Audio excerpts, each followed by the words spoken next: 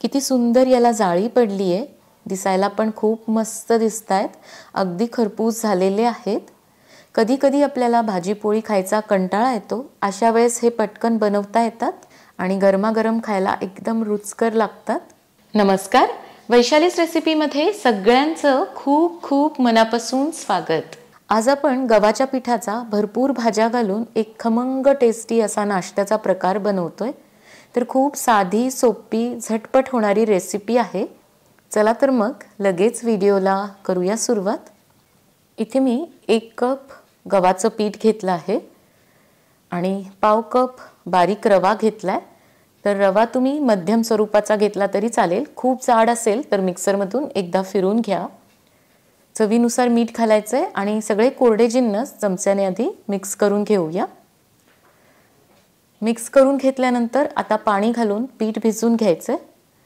ही जी recipe आहे तुम्ही अगदी सकाळच्या नाश्त्यासाठी बनवू शकता, मुलांना डब्यात सुद्धा बनवून देऊ शकता, किंवा कधी कधी आपल्याला पोळी भाजी खायचा कंटाळा येतो तर अशा वेळेस पटकन हे बनवता येतात। तर आता पाणी घालून मी पीठ भिजवून घेतलंय, असं ठेवलेलं आहे। गरज पडली तर आपण नंतर आणखी पाणी घालूया, पण आता हे असंच 10 ते 15 मिनिट झाकून ठेवायचंय, म्हणजे यामध्ये आपण जो रवा घातलाय तो छान फुलून येईल।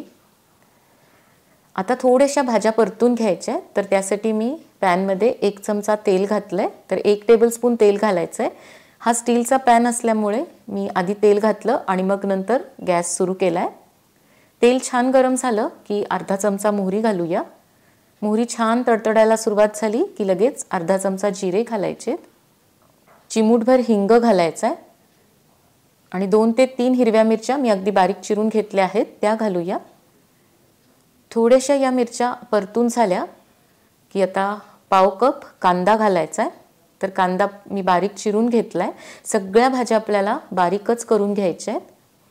कांदा थोडासा परतून घेतला की लगेच सिमला मिरची घालायची। फार याला तांबूस करायची गरज नाही। तर सिमला मिरची सुद्धा मी पाव कप घेतली आहे, ही पण मिक्स करून घेतली की लगेच पाव कप टोमॅटो घालायचा आहे आणि पाव कप किसलेलं गाजर घालूया। हे सगळं थोडंसं आपल्याला परतून घ्यायचं आहे। असं परतून घेतलं की या भाज्या थोड्याशा सॉफ्ट होतात आणि आकाराने सुद्धा कमी होतात। तर आता एक 2 ते 3 मिनिटच परतून झालेलं आहे। गॅस बंद करूया आणि हा पॅन खाली काढून घ्यायचा आहे। पीठ भिजून पण आता 15 मिनिट झाली आहेत। तर छान असं पीठ फुलून आलंय, यातला रवा पण चांगला भिजलेला आहे। आता यामध्ये आपण ज्या भाज्या परतून घेतल्या होत्या त्या घालूया। या पण थोड्याशा कोमट झालेल्या आहेत। कोथिंबीर घालायची आणि सगळं मिक्स करून घ्यायचंय। तर एकदम कलरफुल असं हे बॅटर दिसतंय। भाज्या घातल्यामुळे हा नाश्ता चवीला खूप मस्त खमंग लागतो। याची कन्सिस्टन्सी आपल्याला फार घट्ट ठेवायची नाही, थोडी पातळच ठेवायची आहे। पातळ ठेवली म्हणजे हे जे धिरडे आहेत त्याला छान जाळी पडते आणि खायला मग एकदम मस्त कुरकुरीत लागतात। तर असं पीठ मी आता भिजून घेतलंय, लगेच बनवायचेत। पॅन पण चांगला कडकडीत गरम करून घ्यायचा, त्यावर थोडंसं तेल टाकायचं आणि ते सगळीकडे पसरून घ्यायचं। गॅसची फ्लेम मी आता कमी केली आहे। तर हे पीठ असं पाहू शकता तुम्ही, इतकं पातळ मी ठेवलंय।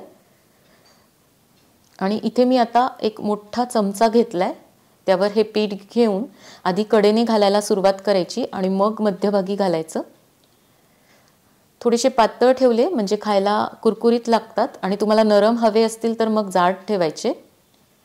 आता गॅसची फ्लेम मी मीडियमवर केली आहे, तर तुम्ही पाहू शकता ह्याला मस्त अशी जाळी पडली आहे। सुरुवातीला तुम्हाला जाळी दिसणार नाही, पण जसं जसं हे भाजत जातं, शिजत जातं, तसं तसं त्याला जाळी पडायला सुरुवात होते। तर एकदम यातल्या भाज्या पण सुरेख दिसतायत। कडेने चमच्याने असं उचकून घ्यायचं, तर अगदी सहज हे तव्यापासून सेपरेट होतंय। आता पलटून घेऊया। तर रंग खूप छान आलाय आणि अगदी व्यवस्थित भाजल्या गेलंय।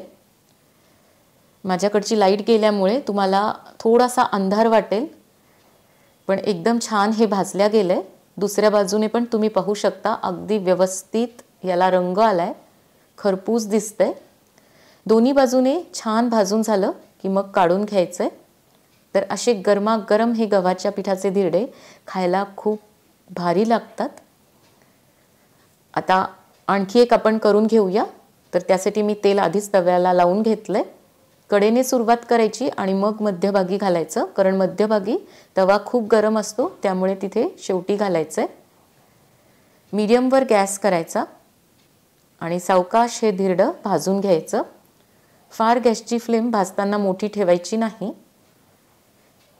लो टू मीडियमच्या मध्ये ठेवली म्हणजे हे अगदी चांगलं भाजल्या जातं. तर आपलं दुसरं धिरडं पण इथे भाजून झालेलं आहे. याला पण सुरेख रंग आलाय, काढून घेऊया. आता तुम्हाला हे बिना तेलाचे करायचे असतील तरी तुम्ही बनवू शकता. एक 2-3 धिरडे झाले की मग नंतरचे धिरडे एकदम छान होतात. बिना तेलाचे सुद्धा व्यवस्थित भाजल्या जातात. तर आता हे तिसरं धिरडं आपण बिना तेलाचं बनवून घेऊया. तर गॅस मीडियमवर करायचा आहे. तर हे सुद्धा तुम्ही पाहू शकता एकदम व्यवस्थित भाजल्या गेलंय. तर अशी गरमागरम धिरडे मी बऱ्याच वेळेस संध्याकाळच्या जेवणासाठी सुद्धा बनवते.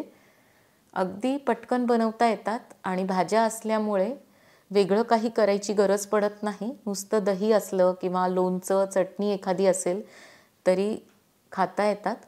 तर जरूर बनवून पहा. आजची रेसिपी आवडली तर लाईक, शेअर आणि कमेंट अवश्य करा. चॅनलवर पहिल्यांदाच आला असाल तर सबस्क्राईब केल्याशिवाय जाऊ नका.